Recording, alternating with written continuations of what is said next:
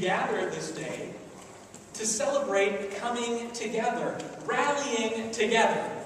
The excitement of what it means to begin this new year, to enter into community, to celebrate our life and our witness as a people of God, the church of God in this place. And as we come together, we are bequeathed this gospel lesson. This gospel lesson about when one has sinned and another sees that fault, and the idea of pointing it out to that person, although in private. And if that doesn't work, then bring another person with you. Point out the fault, have a conversation, and see what you can do about that together to remedy the situation. So it goes until finally, if the person refuses to recognize the fault or the place of brokenness, then it goes to the whole community. And if that doesn't work, the person is very politely shown the door, so to speak.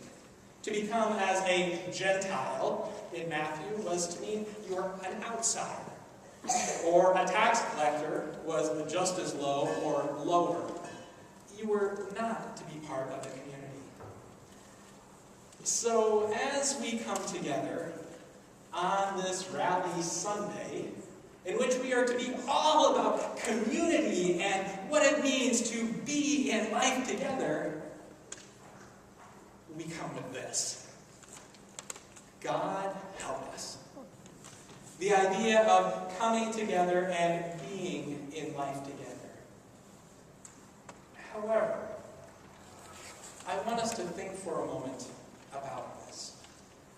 Not the pointing out of the fault, per se, or the showing of the door to those who are unwilling to recognize the place of brokenness, but rather the sense of reconciliation. What does it mean when things break down in our community?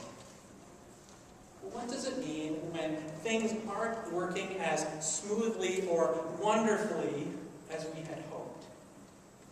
When there is a comment that is said that rips at the heart or the soul of another, and rather than airing it and having a conversation, we hold it inside and then feel frustrated and then angry and hurt. And it continues to well up, to build. What happens if there's an action that is taken that really disturbs another? Perhaps it's showing up or not showing up. But somehow it really begins to weigh on another person. And rather than talking about it and bringing it to light, instead it becomes a place of frustration and hostility, a barrier to truly being community. And what does it mean if instead of allowing things to hurt, to frustrate, to anger, to harm, we take that time to be with one another, one-on-one, in conversation, about how we might be community together, about how we might change things that we do. Perhaps it's the tone we use in conversation.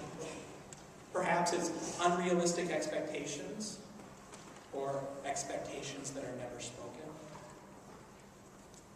What happens when we simply allow for it to be revealed and for people to come together in reconciliation? And then to say that you are my brother, my sister, you are one with whom I am in deep relationship. And my hope and prayer is that this relationship can be true and authentic, that it can be meaningful. Now, we may never always get it right. You may go back to doing that one thing that bugs the heck out of me. Or you may not even realize it. But what my commitment is to say that we're in this together as a community. Now, I think that's an incredible opportunity to rally. to celebrate what it means to be in relationship and what it means to work together. Through all of the crud, as well as in the good times. To celebrate life and witness. That becomes a point that I think we can all rally around if we're willing to do the work. Interestingly, I was following a thread of pastors who were talking about the text for this week online. One of the pastors said, you know what? I'm not even going to talk about forgiveness and going and talking with another person or two people. He said, I've been in parish ministry long enough, and it doesn't work. Why bother? Why not just celebrate rallying, being a community, cheering who we are, celebrating Sunday school kids, and woohoo, isn't this great? I think that's a cop-out.